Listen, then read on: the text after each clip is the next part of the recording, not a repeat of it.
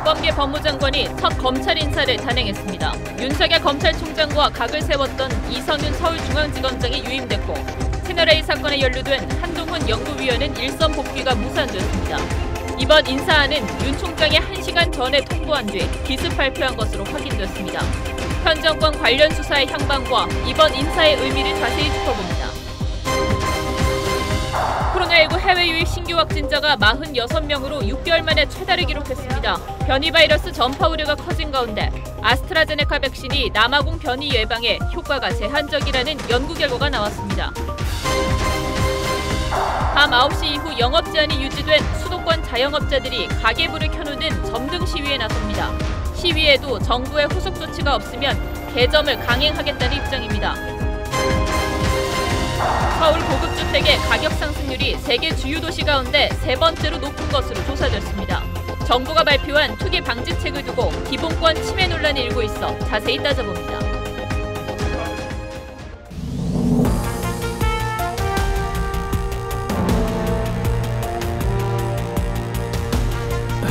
여러분 안녕하십니까? 박정훈입니다.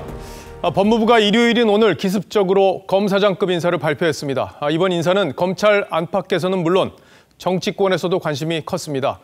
추미애 장관 1년간 윤석열 검찰총장을 찍어내기 위해 다양한 방법이 동원됐지만 결국 실패했고 갈등을 수습하기 위해 투입된 박범계 장관의 첫 인사여서 주목을 받은 겁니다. 하지만 뚜껑을 열고 보니 추미애 장관 때의 인사 기조에서 달라진 것이 없었습니다. 정권 관련 수사를 가로막고 있다는 비판을 받았던 이성윤 서울중앙지검장이 그대로 유임됐고 추미애 라인으로 불렸던 간부들도 모두 요직을 지켰습니다. 윤석열 총장 측도 이번 인사에 불만이 큰 상황이어서 설 명절을 앞두고 이 문제가 다시 한번 전국을 달굴 것으로 보입니다. 오늘은 먼저 이재중 기자가 보도합니다. 박범계 법무장관 첫 인사는 한마디로 추미애 라인의 요직 사수로 요약할 수 있습니다. 추미애 전 장관 라인의 핵심인 이성윤 서울중앙지검장은 유임됐습니다. 윤 총장 징계 국면에서 핵심 역할을 한 심재철 법무부 검찰국장은 서울 남부지검장으로, 이정수 서울 남부지검장은 법무부 검찰국장으로 이동했습니다. 공석이던 대검찰청 기획조정부장엔 조종태 춘천지검장이 자리를 옮겼고 춘천지검장 자리는 김지용 서울고검 차장검사가 임명됐습니다. 대검 내 추미애 라인으로 꼽히는 이종근 대검 형사부장, 한동수 감찰부장도 그대로 자리를 지켰습니다. 반면 채널A 사건에 연루된 한동훈 법무연수원 연구위원은 일선 복귀가 좌절됐습니다. 법무부는 공석이었던 대검 기조부장 결원을 충원하고 주요 보직 인선에 따른 후속 전보 조치 차원의 최소 한도 규모의 인사라고 배경을 밝혔습니다. TV조선 이재중입니다. 윤석열 총장은 이번 인사에서 이성윤 중앙지검장을 정리하는 문제가 가장 중요하다고 보고 박범계 장관에게 교체를 요구했습니다. 이미 지속적으로 윤 총장에게 항명을 해온 사실이 드러났고 함께 일하는 차장검사 전원이 퇴진을 요구했을 정도로 이미 조직에서 신망을 잃었기 때문입니다. 윤 총장 입장에선 이 지검장을 바꾸지 않고는 조직을 정상화하기 어렵다고 본 건데 결국 윤 총장 임기가 끝나는 7월 말까지는 이 지검장이 정권 관련 수사에 수문장 역할을 할 거란 관측에 힘이 실리게 됐습니다. 장윤정 기자가 수사에 미칠 파장을 따져봤습니다. 지난해 1월 취임한 이성윤 서울중앙지검장.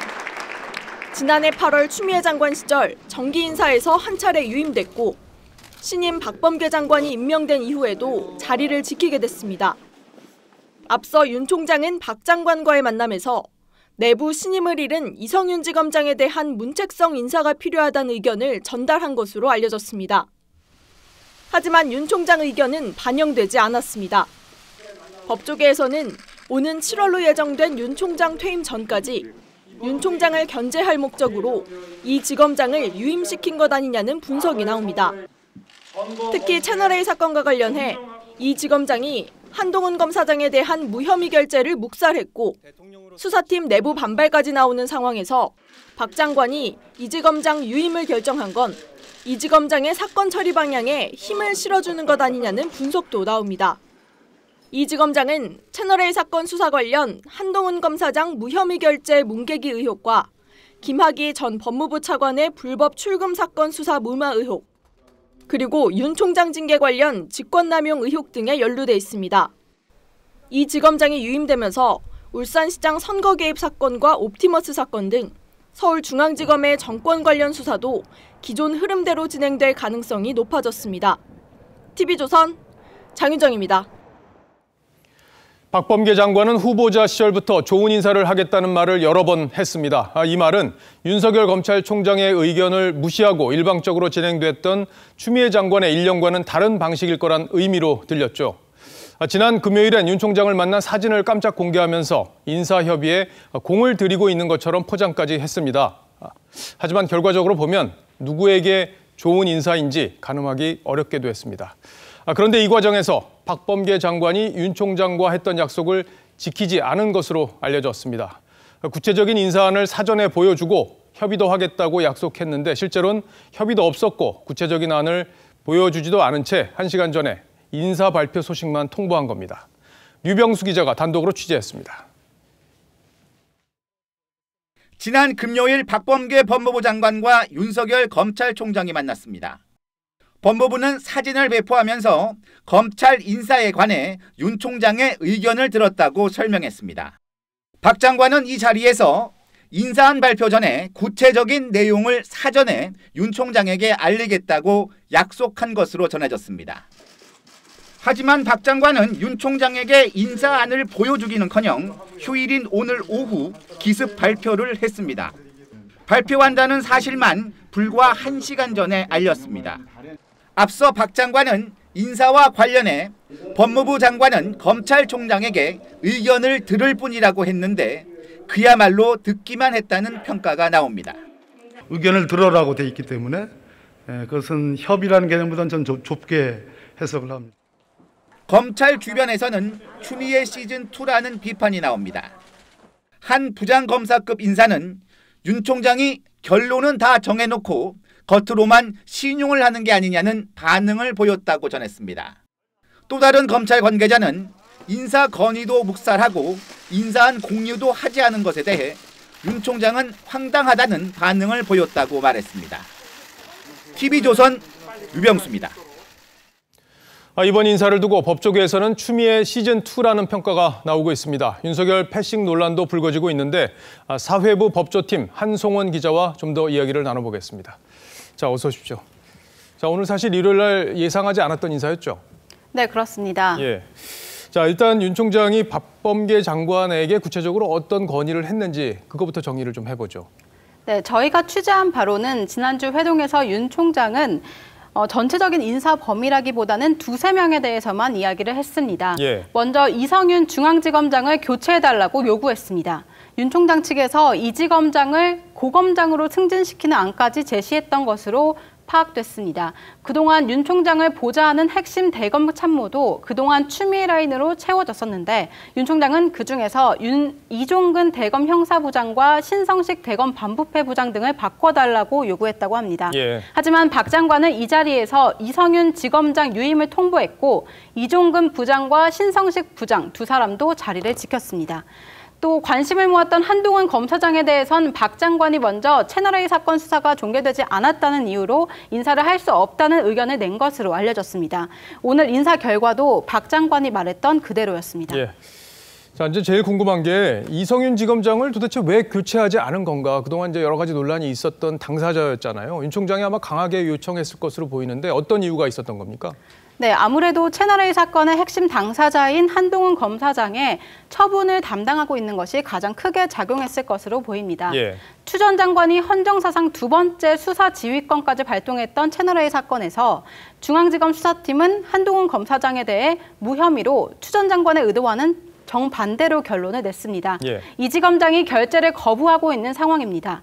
박 장관은 만약 중앙지검장이 교체되면 채널A 사건의 처분이 달라질 수 있다. 이런 점을 고려한 것으로 보입니다. 자, 그런데 이제 이성윤 지검장이 이제 정권 차원에서 부담이 컸기 때문에 그랬을 수도 있겠다 이런 생각도 드는데 이제 참모들이잖아요. 대검 간부들. 여기까지 안 바꾼 거는 좀 과한 거 아니냐 이런 얘기들이 지금 나오고 있잖아요. 네, 그렇습니다. 윤 총장 측 인사는 한마디로 정치적 쇼잉이고 추미애 라인 간부들을 다 챙겼자 챙겼다. 이게 인사냐 그렇게 반문하고 있습니다. 그렇군요. 추미애 라인으로 분류되던 이종근 대검 형사부장은 전국 검찰청의 형사부 사건에 관해 모두 보고를 받습니다. 예. 그렇기 때문에 채널A 사건이나 월성 원전 사건을 수사 지휘할 수 있습니다. 또 심재철 검찰국장도 라임 사건 수사 등 정관계 로비 의혹을 수사 중인 남부지검장을 맡게 됐습니다. 자, 그런데 이제 이게 법 절차에 이제 맞느냐 이런 논란도 불거질 수가 있는데 일단은 검찰청법에 따르면은 큰 문제는 없는 거잖아요. 네, 그렇습니다. 검찰청법 34조에 따르면 법무부 장관은 검찰총장의 의견을 들어 검사의 보직을 제청한다. 이렇게 되어 있습니다. 예. 과거에는 총장의 의견대로 인사가 이루어졌지만 추미애 장관 이후에는 이 규정이 말 그대로 의견을 듣는 조항으로 의미가 바뀐 겁니다. 또 추미애 장관은 검찰 인사위원회 30분 전에 윤 총장을 오라고 통보했고 이번에 박 장관도 이틀 전에 윤 총장을 만나 의견을 듣는 자리를 만들었습니다. 예, 뭐 결국에 이번 인사에서도 이제 추미애 장관 때처럼 윤석열 패싱이다 이런 얘기가 나오고 있는 건데 윤 총장 측, 대검 측 반응은 어떻게 나오고 있습니까? 네, 보시는 것처럼 박 장관은 윤 총장과 지난주 2차례 인사회동을 했고 이례적으로 사진까지 공개를 했는데요. 하지만 윤 총장 측에서는 결국 보여주기였고 정치인의 퍼포먼스에 불과했다. 그렇게 지적하고 있습니다. 특히 오늘 구체적인 인사안을 보내고 협의하겠다는 약속을 어기고 기습 발표한 것만 봐도 앞으로의 상황이 예상이 되는 대목입니다. 다음 중간 간부 인사에서도 윤 총장의 의견이 반영되지 않을 가능성이 있습니다. 예, 결국엔 뭐 갈등을 봉합하라고 장관을 바꿨는데 법무부와 검찰 앞으로도 계속 갈등을 빚을 가능성이 크겠습니다. 한성원 기자 잘 들었습니다. 자, 정치적 이유로 법관의 사직을 거부하고 이를 해명하는 과정에서 거짓말까지 한 김명수 대법원장을 두고 거치 논란이 불붙고 있습니다. 법조계에서도 이미 드러난 사실만으로 사퇴하는 게 마땅하다는 의견이 강해지고 있습니다만 정작 야당은 김명수 탄핵에 신중한 분위기입니다. 임기 6년의 후임이 새로 임명되는 게 더 큰 화가 될 수 있다는 게 이유인데 최지원 기자가 그 속사정을 자세히 들여다봤습니다. 김명수 대법원장 자택 앞이 조용합니다. 김 대법원장은 주말 내내 별다른 일정 없이 두문불출했습니다. 국민의힘은 오늘도 강하게 사퇴를 요구했습니다. 주호영 원내대표는 SNS에 공정성은 물론이고 인간성마저 의심당하는 지경이라며 신뢰의 파탄이라고 지적했고 박대출 의원은 비굴한 법복을 벗어 던지라고 주장했습니다. 저작거리에서도 가격을 속인 노점상과는 거래를 끊는 법입니다. 김명수 대법원장의 사퇴 위에 무슨 대안이 있겠습니까? 당내에서는 김 대법원장이 사법부 수장으로서 정치적 중립을 지키지 못했고 또 거짓말을 하는 과정에서 법을 위반했다는 논란도 있는 만큼 탄핵감이라는 평가가 많습니다. 하지만 정작 탄핵 추진에는 신중합니다. 김 대법원장이 물러나면 문재인 정부가 임명한 새로운 대법원장이 2027년까지 6년 동안 임기를 맡게 됩니다. 이 경우 차기 정부는 대법관 13명 임명 제청권과 헌법재판관 3명 지명권을 가진 대법원장을 지명할 수 없게 돼 이른바 알박기 인사만 허용할 수 있다는 우려가 나오는 겁니다. 탄핵소추안을 발의하더라도 현실적으로 국회 통과가 불가능하다는 점도 있습니다. 민주당이 이 탄핵을 적극적으로 막을 것이 분명하기 때문에 자칫 잘못하면 면죄부를 줄 수 있는. 국민의힘은 내일 주호영 원내대표를 시작으로 대법원 앞에서 릴레이 1인 시위를 벌이며 설 연휴 여론전에 집중할 계획입니다. TV조선 최주원입니다. 고 박원순 전 시장의 부인인 강난희 씨의 이름으로 쓴 손편지가 어제부터 SNS에 퍼지고 있습니다. 박원순의 동지 여러분, 이렇게 수신자로 정해놓은 이 편지에는 박원순은 그럴 사람이 아니다. 그의 도덕성을 회복시켜야 한다는 주장이 적혀 있습니다.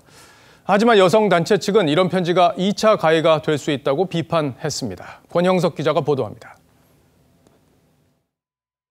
어제부터 온라인에 퍼지고 있는 2장 분량 손편지입니다. 자신은 고 박원순 전 서울시장의 부인이라며 인권위의 성희롱 판결을 받아들인다는 박 시장 지지자들의 성명에 슬픔을 느꼈다고 했습니다. 또 아직 진실은 밝혀지지 않았다고 생각한다고 적었습니다. 글쓴이는 나의 남편 박원순은 그런 사람이 아니라는 걸 잘 알고 있다며 어떻게 해야 그를 지킬 수 있는지 고민하며 행동하겠다고도 했습니다. 인권위가 지난달 25일 박 전 시장의 행위는 성희롱에 해당한다고 밝혔는데 이를 부정하는 내용입니다. 박 전 시장 측근이었던 민경국 전 서울시 인사기획 비서관과 방송인 김용민 씨도 자신의 SNS에 손편지를 공유했습니다. 복수의 박 전 시장 측근은 강난희 씨가 쓴 편지가 맞는 것으로 안다고 말했습니다. 여성단체에선 피해자에 대한 2차 가해라고 비판했습니다. 피해자에게는 또 다른 폭력으로 작동할 수 있다라고 하는 것을 항상 명심해 주셔야 할 것 같습니다. 사건 자체를 부정하는 거잖아요. 또 진실을 밝히고 싶다면 유가족이 보관하고 있는 박 시장 휴대폰을 포렌식하자고 주장했습니다. TV조선 권영석입니다. 네, 오늘 코로나19 신규 확진자 통계에서 유심 있게 지켜볼 부분이 나왔습니다. 해외 유입 환자가 40명대로 늘어 6개월여 만에 가장 많았습니다. 해외에서 발생한 변이 바이러스 전파 우려가 더 커졌다는 의미인데 입국 방역이 더 중요해졌습니다. 유지현 기자입니다. 해외 유입 확진자가 46명 확인됐습니다. 2차 대유행 직전인 지난해 7월 말 이후 6개월여 만에 최다입니다. 27명은 공항이나 항만 입국 검역 과정에서 확인됐지만 19명은 자가격리 도중 확인돼 지역사회 추가 전파 우려도 있습니다. 변이 바이러스 유입 위험도 커졌습니다. 우세종으로 올라가는 모습들이 보이고 있기 때문에 방역 강화 조치는 다른 나라에서 들어오는 입국자들까지 더 확대하게 될. 현재까지 확인된 변이 감염자는 모두 51명. 정부가 항공편 운항을 중단한 영국뿐 아니라 유럽과 아프리카 18개국에서 유입됐습니다. 설 연휴를 앞두고 전파력이 센 변이 감염이 퍼진다면 백신과 치료제 효력에도 영향을 줄 수 있어 우려스럽습니다. 서울 서대문구 체육시설 등에서 새 집단 감염도 계속되고 있습니다. 방역당국은 특히 수도권 확산 위험이 증가하고 있는 만큼 설 연휴 기간 수도권 주민의 여행 자제를 당부했습니다. 또 백화점 대형마트에서 시식과 견본품을 금지하고 물류센터 합동 점검에 나서는 등 설 연휴 특별 방역을 실시할 예정입니다. TV조선 유지연입니다. 변이 바이러스 감염 우려가 높아진 데다 아스트라제네카 백신은 변이에는 효과가 제한적이라는 연구 결과가 나오면서 백신 접종을 더 서둘러야 하는 상황이 됐습니다. 하지만 국내 백신 접종 일정은 여전히 안개 속입니다. 정은혜 기자입니다. 아스트라제네카 백신이 남아공 변이 바이러스를 막는 데 제한적이라는 연구 결과가 나왔습니다. 성인 2천여 명에 2차례 접종했지만 남아공 변이로 인한 경증과 중등증 발현을 막지 못하는 것으로 나타난 겁니다. 변이 확산을 막는 데 관건은 백신의 접종 속도입니다. 백신 접종이 시작되면 새 항체가 형성되는데 이를 피해 바이러스가 다시 변이하기 때문에 백신 접종 후 변이의 출현 빈도는 더 잦아질 수밖에 없기 때문입니다. 남아공은 항체가 반도 안 생기니까 백신을 최대한 빨리 들여가지고 최대한 짧은 시간 내에 다 놔버려야 군사작전하듯이 해야 돼요. 그러나 첫 백신으로 유력한 아스트라제네카 백신은 고령층 접종 논란 탓에 국내에선 아직 결론을 내지 못한 상태. 식약처의 최종 허가 심사 이후 예방접종이 심의를 거친다면 당장 이달 말 접종에 차질이 생길 수 있다는 우려도 나옵니다.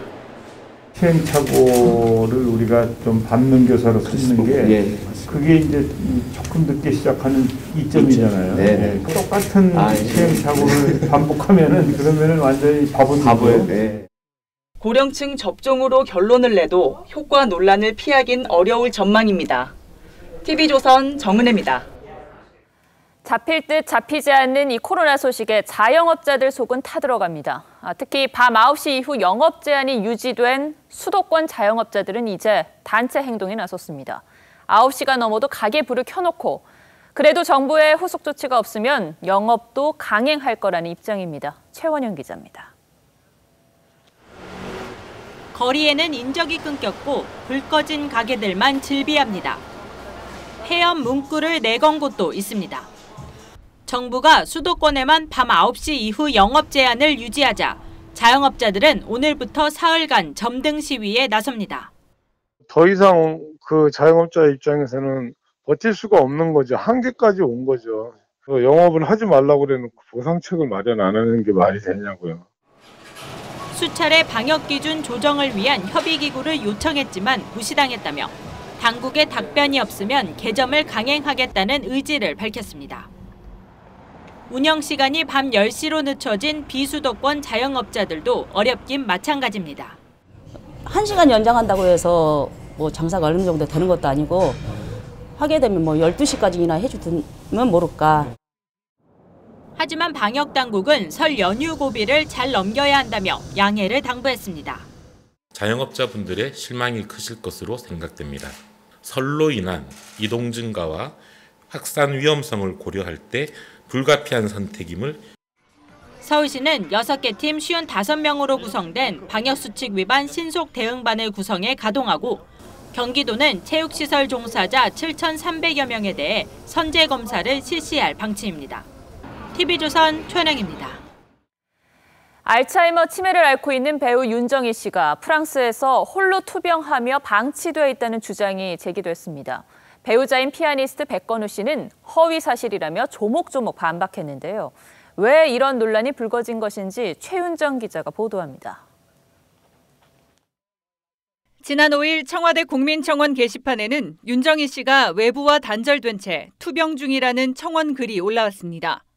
청원인은 남편과 별거 상태로 파리 외곽의 한 아파트에서 홀로 알츠하이머 당뇨와 투병 중이라고 주장했습니다.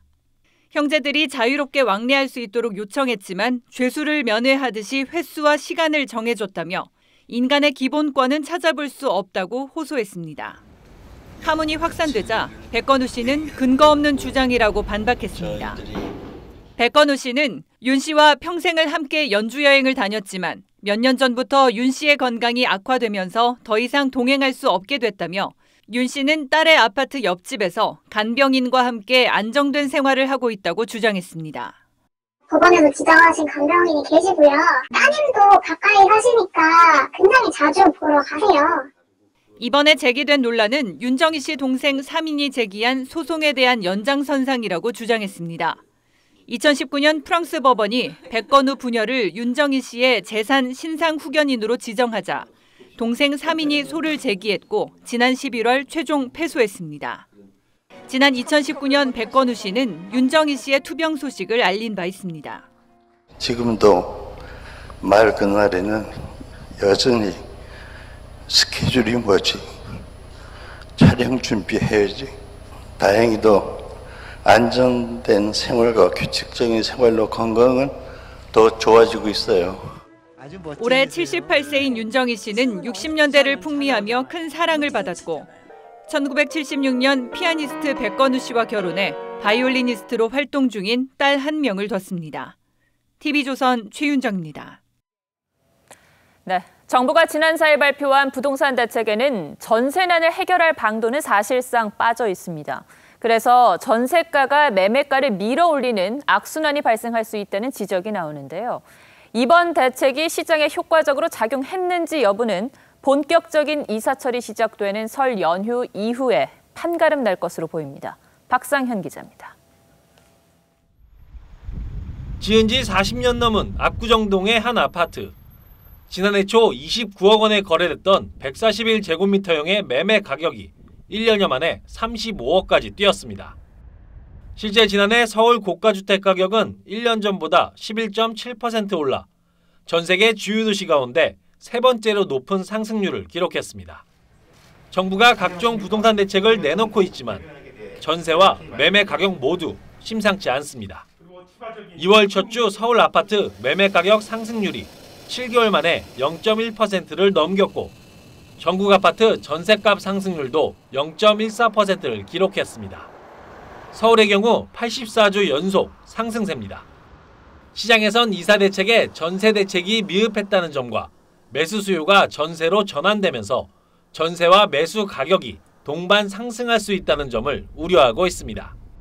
가뜩이나 올해 입주 물량이 부족한 서울 같은 경우에는 이제 전세의 대란이 발생할 가능성이 이 대책으로 인해서 가능성이 더 특단의 공급 대책이라 불리는 이사 대책. 신학기를 앞둔 이사철과 맞물리면서 설 연휴 이후가 정책 성공의 분수령이 될 전망입니다. TV조선 박상현입니다. 네, 정부가 내놓은 대규모 공급 대책을 두고 실효성 논란이 여전히 이어지고 있습니다. 오늘은 투기를 철저하게 차단하겠다며 만든 대책이 기본권을 침해한다는 우려가 제기돼 이 부분을 김지혜 기자와 따져보겠습니다.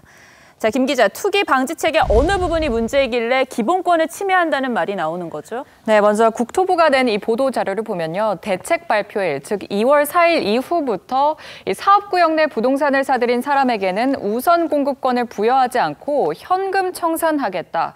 이렇게 적혀 있습니다. 당시 부동산 가격을 평가해서 현금을 주고 입주권을 주지 않겠다는 겁니다. 네. 이 규정은 정부, 그러니까 LH와 SH가 조합이나 주민들로부터 토지를 직접 넘겨받아서 사업을 추진하는 직접 정비 사업에만 적용이 됩니다. 이 조합이 사업을 추진하면서 공공의 도움을 받는 공공 재건축이나 재개발에는 해당을 하지 않습니다. 예. 하지만 문제는 이 사업구역이 어디냐 이건데요. 국토부는 서울에만 32만 호를 짓겠다면서 기존의 재개발, 이 재건축 추진 지역, 그리고 역세권, 준공업 지역, 저층 노후 지역 등을 후보지로 염두에 두고 있습니다. 200곳이 넘는 지역들이 후보 대상에 오를 수도 있는 건데 정부는 투기를 막기 위한 불가피한 조치였다고 강조하고 있습니다. 사업 후보지에 부동산을 매입한 사람에게는 신축 주택과 상가의 분양권을 부여하지 않겠습니다. 지분 쪼개기 등 우회 수단은 철저히 차단하고 네, 투기를 사전에 방지하겠다 이 취지는 잘 알겠습니다만 구체적인 사업구역이 정해지지도 않았는데 후보지를 일단 다 묶어보겠다라는 거는 과도한 규제가 될 수도 있겠네요. 네, 맞습니다. 그래서 시장에서도 이거 과도한 이 재산권 침해다 이런 반응들이 나오고 있습니다. 우선 입주권을 주는 조합원 기준이 보통 정비 사업과 좀 다른데요. 예. 통상은 정비 예정 구역으로 지정될 때가 기준인데 정부가 직접 시행할 때는 이를 앞당겨서 대책 발표일, 그러니까 지난 4일로 못 박았습니다. 예. 당장 사업이 진행될 만한 지역의 주민들은 불가피하게 주택이나 이 상가를 팔아야 하는데 죗값을 받지 못할 가능성도 높아지고 있고요. 이 최악의 경우에는 집을 팔지 못해서 이사도 못 가는 상황이 발생할 수도 있겠죠. 예. 또 투기 의도 없이 부동산을 샀는데 나중에 그곳이 사업지로 선정되면 어쩔 수 없이 현금 청산되어야 하는 이 문제도 발생하게 됩니다. 전문가의 의견도 한번 들어보시죠. 사업지를 정확히 확정되지 않은 상태에서 입주권을 주지 않는다면 이거는 소급입법의 문제가 발생할 수 있어요. 계약자의 원칙을 또 위반할 수도 있거든요. 주민들의 참여도 떨어질 수 있고 반발이 있을 가능성은 높습니다. 네, 저희는 뭐 이런 경우 저런 경우를 미리 따져보는 것이고 중요한 건 시장이 어떻게 반응할까일 텐데 반응이 어떻습니까? 네, 아직 사실 대책이 발표된 지 얼마 안 되어서 시장은 그야말로 좀 혼란 상태입니다. 예. 자칫 잘못하면 입주권도 받지 못한 채로 현금 청산이 될 수 있기 때문에 거래 절벽 가능성도 제기가 되고 있고요. 이 투기를 막겠다고 실거래까지 막는 규제를 내놨다, 이런 평가도 나옵니다. 일부 부동산에서는 예기치 않은 현금 청산을 피하기 위해서 벌써부터 이렇게 계약서 날짜를 바꿔라 하면서 귀띔하는 곳도 있어서 불법 거래를 양산할 수도 있다는 우려가 또 커지고 있습니다. 네, 투기를 막으려다가 불법 거래가 성행하는 그런 악순환이 생기면 안 될 텐데 꼼꼼한 정비가 필요해 보입니다. 잘 들었습니다.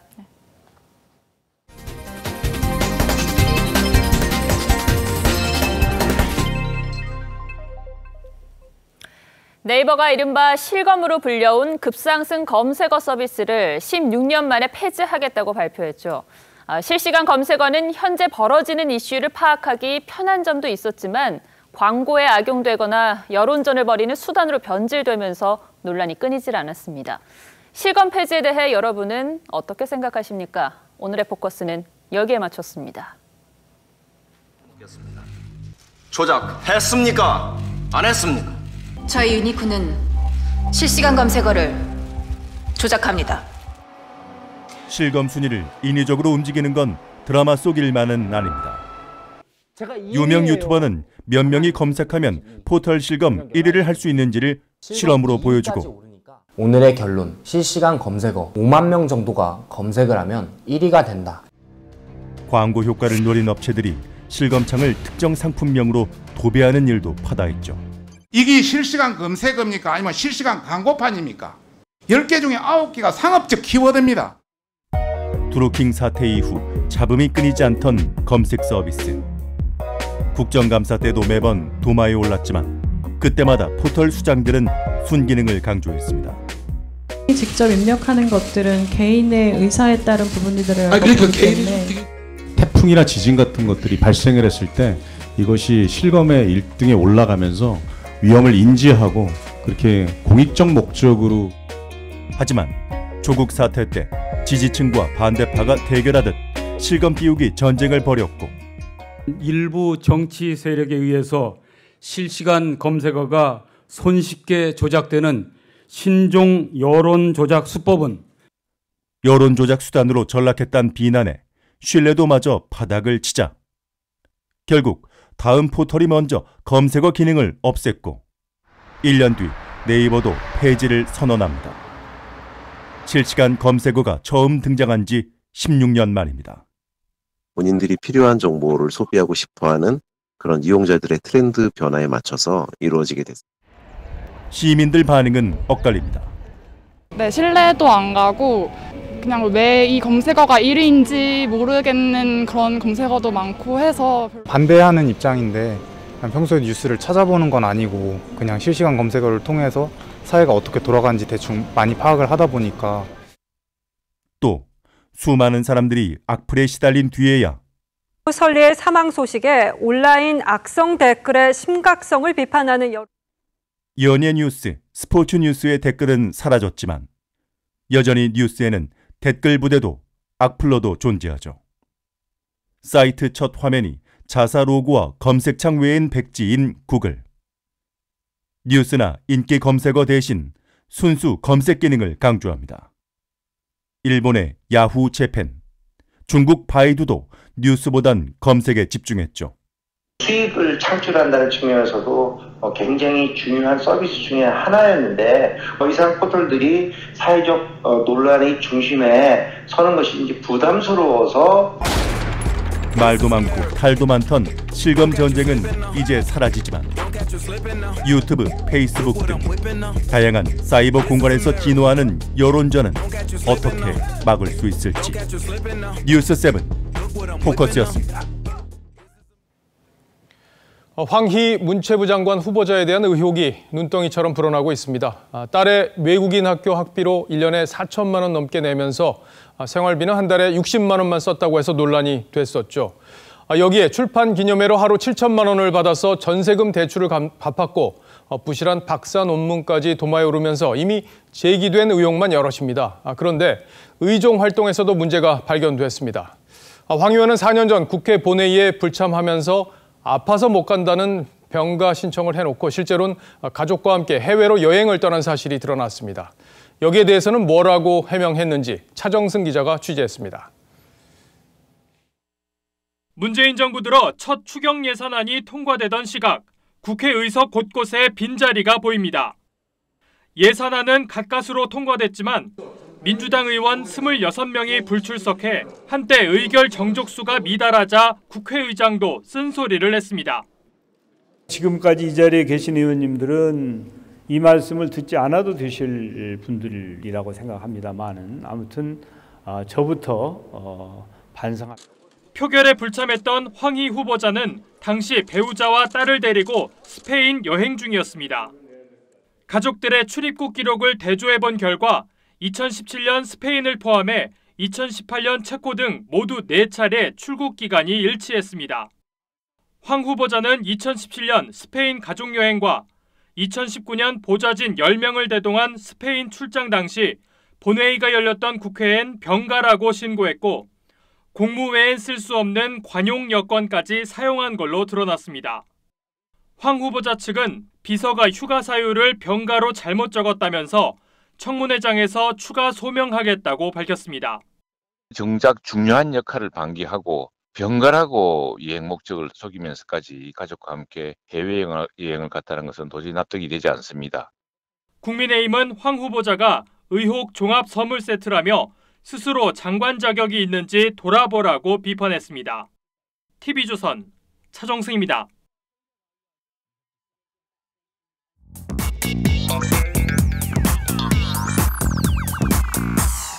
뉴스야 시작합니다. 정치부 서주민 기자 나와 있습니다. 첫 번째 물음표 보죠. 첫 번째 물음표는 우주 최강 미남 문재인으로 하겠습니다. 예, 우주 최강이요. 네. 문재인 대통령이. 예, 그렇습니다. 지난 5일이죠. 이 전남 신안군에서 열린 해상풍력단지 투자협약식에 이 문 대통령이 참석을 했는데 당시 행사에서 나왔던 표현입니다. 영상으로 먼저 보시죠.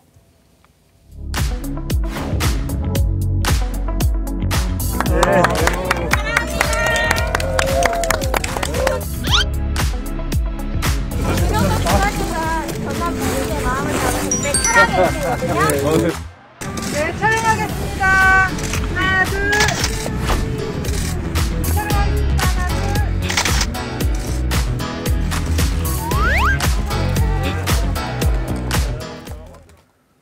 지금 화면에 보면은 뭐 꽃다발도 주고 플래카드도 들고 있고 이런데 저분들이 이제 공무원들인가요? 예, 그렇습니다. 이 전남도청 직원들입니다. 아, 그래요? 그런데 이 들고 있는 손팻말 문구만 보면은 진짜 도청 직원들이 쓴 게 맞나 싶을 정도인데요. 이 몇 개 뽑아봤습니다. 물음표에서 말씀드렸던 이 우주 최강 미남 문재인 외에도 그거 알아요? 저 굴 좋아하는 거. 문재인 얼굴. 그다음에 또 문재인 너는 사슴, 내 마음을 녹용. 문재인 별로, 내 마음의 별로 등의 표현이 쓰였습니다. 이 직원들이 착용한 마스크도 문 대통령 이 팬클럽이 상징색으로 사용하는 파란색이었던 점도 눈에 띕니다. 이 오세훈 전 시장은 북한과 같은 독재 국가에서나 볼 수 있을 법한 낯이 뜨거워지는 찬양이라면서 과잉 의전이라고 비판했습니다. 예, 저도 고개를 잘 못 들겠는데. 자, 하긴 뭐 호남에서는 문 대통령 지지율이 높으니까 도청 직원들도 이제 과해 보이는 의전을 했다 이렇게 볼 수도 있겠는데. 자, 그래도 이제 민주화 사회에서 대통령을 저렇게까지 이제 떠받드는 모습이잖아요, 일종의. 그런 모습들이 그렇게 좋아 보이진 않을 것 같아요. 그렇습니다. 이 문구를 들고 있던 직원들은 이 내빈들에게 다과 등을 제공하는 업무를 하기 위해서 이 나왔던 직원들이었다고 하는데요. 이 전남도청 측은 이 젊은 직원들이 자발적으로 한 거라고 해명을 했는데 들어보시죠. 젊은 직원들이 요즘 트렌드에 맞게 하신 것 같아요. 자발적으로 대통령 오시니까 환영인사 차원이지 무슨 그건 아니라고 봅니다. 결국에는 이제 시키지 않았는데 알아서 했다 이런 거네요. 그렇습니다. 물론 제가 통화한 이 도청 관계자도 고위직 인사였기 때문에 실제 젊은 직원들의 속마음도 그랬는지까지는 알 수 없습니다. 다만 지난달 문 대통령이 청와대 전 직원들에게 이 책을 선물했는데 이 바로 행정안전부가 발간한 90년생 공무원이 왔다라는 책이었습니다. 이 3,000명이 넘는 국가직 또 이 지방직 공무원들에 대한 설문조사 내용이 담겨 있는데요. 이 공직 사회의 조직 문화 가운데 가장 개선이 필요한 부분은 무엇이냐라는 질문에 이 가장 많은 이 39.6%가 바로 과도한 의전이라고 답했습니다. 과도한 의전. 뭐 이제 힘 있는 사람에게 잘 보이고 싶은 건 어찌 보면 인지상정일 수도 있는데 그래도 도를 넘으면 고개를 돌리게 되죠. 첫 번째 물음표 정리해 보죠. 첫 번째 물음표 우주 최강 미남 문재인의 느낌표는 겸손한 아름다움으로 하겠습니다. 이 꽃말 사전에 나와 있는 동백의 또 다른 꽃말인데요. 이 동백은 한겨울에 이 벌이나 나비의 도움 없이 이 조용히 꽃을 피우는 식물로 알려져 있습니다. 이 과잉 의전에 동원되기에는 좀 어딘지 안 어울립니다. 어떤 꽃은 어울리겠습니다. 두 번째 물음표로 가보죠. 두 번째 물음표는 김명수와 윤석열 시작은 같았지만으로 하겠습니다. 김명수 대법원장 요즘에 논란이 이제 뜨겁게 달아오르고 있는 그런 상황인데 윤석열 검찰총장과 시작은 같았다. 이게 어떤 내용이죠? 이 두 사람 모두 이번 정부에서 파격적 인사, 그러니까 벼락 출세를 했다는 공통점이 있습니다. 이 윤석열 총장은 고검장을 건너뛰고 총장으로 직행하는 첫 번째 사례였는데 이 김명수 대법원장도 전임자인 양승태 대법원장보다 사법연수원 기수로 무려 13기, 13기 후배입니다. 이 대법관 경험이 없이 대법원장에 지명된 것도 48년 만이었습니다. 윤 총장 임명 뒤에 이 두 사람의 상견례 장면을 영상으로 보시죠.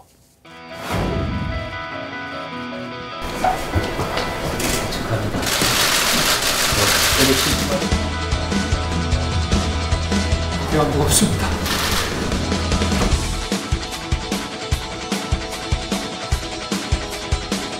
여태까지 해오신 것처럼 법과 원칙에 따라서 일을 하신다면 유리한 결과가 있을 것입니다.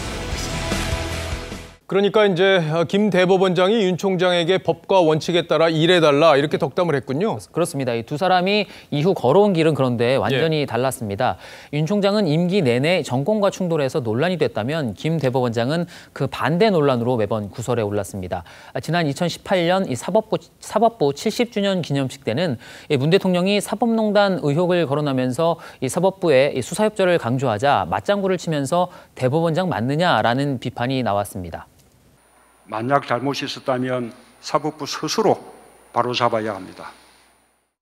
속렬히 반성하고 다시 한번 깊은 사과의 말씀을 드립니다.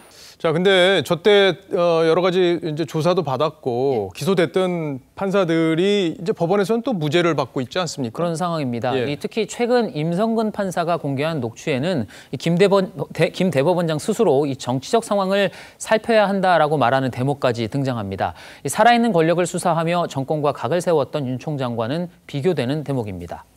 나로서는 여러 영향이랄까 그걸 생각해야 되잖아요. 그중에는 정치적인 상황도 살펴야 되고. 불하지 않고 이렇게 법 집행을 해야 그 살아있는 권력 또한 국민들에게 정당성을 받을 수 있기 때문에.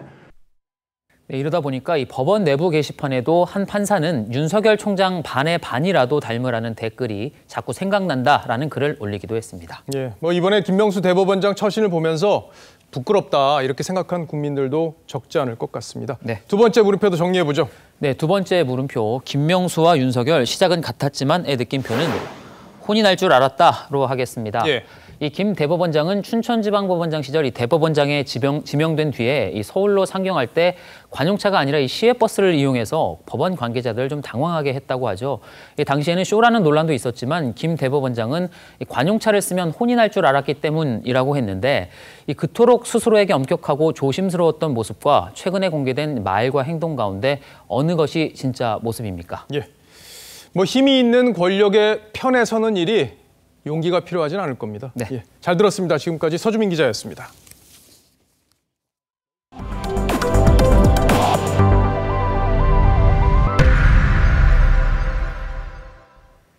이번 설 연휴 5명 이상 모일 수도 없고 대부분의 추모공원도 운영을 중단하는데요. 이 때문에 연휴를 앞둔 이번 주말 미리 성묘하라는 발길이 이어졌습니다. 구자연 기자가 취재했습니다. 추모공원으로 들어가는 입구에 사람들이 길게 줄을 섰습니다. 손 소독을 하고 출입자 명부를 작성해야만 입장이 가능합니다. 발열 체크 후 방문록 작성을 꼭 하셔야 합니다. 음식물 섭취와 반입이 금지돼 성묘객 대부분은 조화로 마음을 대신합니다. 또 성묘객은 4명을 넘지 않습니다. 5인 이상 집합 금지 정부 시책에 맞추어서 식구들을 4명으로 맞춰가지고 지금 딸 하나하고 와이프는 아직 못 왔습니다. 경남 진해의 한 추모공원에도 성묘객들이 모였습니다.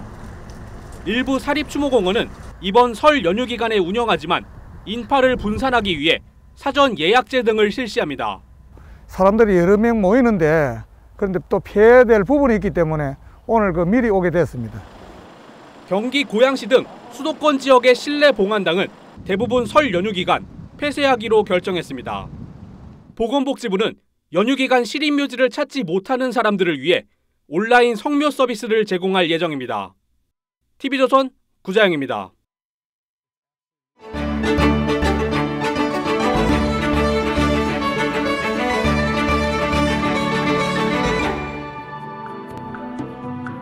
양심에 따라 숨기거나 보태지 아니하고 사실 그대로 말하며 만일 거짓말을 하면 위증의 벌을 받기로 맹세합니다.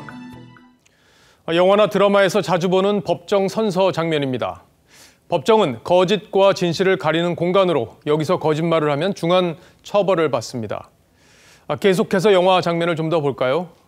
법관이 입고 있는 바로 이 법복, 검은색입니다. 그 의미는 다른 어떤 색과도 섞이지 않는 검은색처럼 어떠한 외부적 영향에도 흔들리지 말고 오직 법률과 양심에 따라 독립적으로 재판하라는 뜻이라고 합니다. 법관의 독립을 침해하려는 어떠한 시도도 온몸으로 막아내고 법은 내외부의 어떠한 권력으로부터도 독립하여 오직 헌법과 법률에 의하여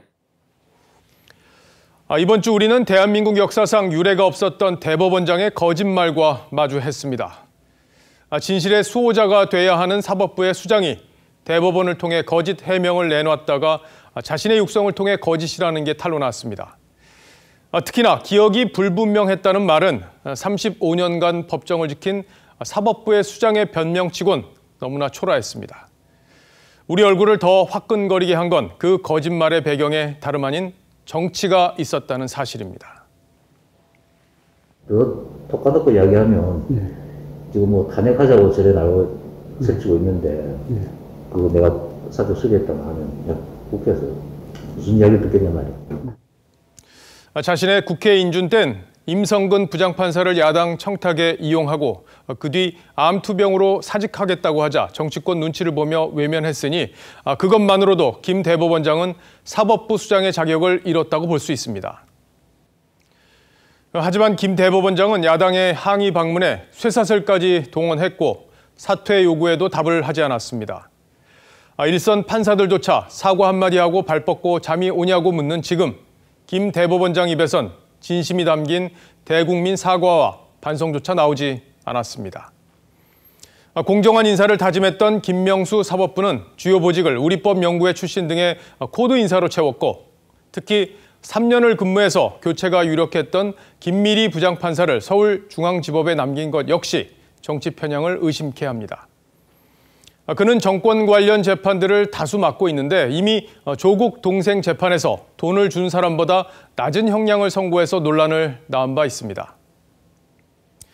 김명수 대법원장처럼 정치권 눈치를 살피는 판사들이 납득하기 힘든 판결을 하는 동안 사법부에 대한 신뢰는 땅에 떨어지고 있다는 지적이 많습니다. 중남미 최고의 산유국이었던 베네수엘라가 저 지경이 된 건 역시 차베스가 채워넣은 정치 판사 탓이란 분석이 많습니다. 사법부를 선출되지 않은 권력으로 남겨둔 건 여론에도 정치에도 휩쓸리지 말라는 국민의 준엄한 독립 명령입니다.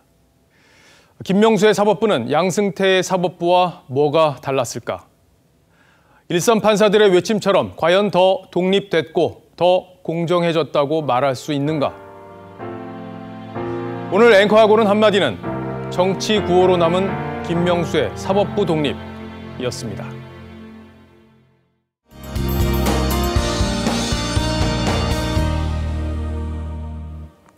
오늘은 공기질이 종일 탁했습니다. 찬바람이 불어들면서 먼지는 차츰 해소되겠지만 내일은 반짝 추위가 찾아오겠습니다.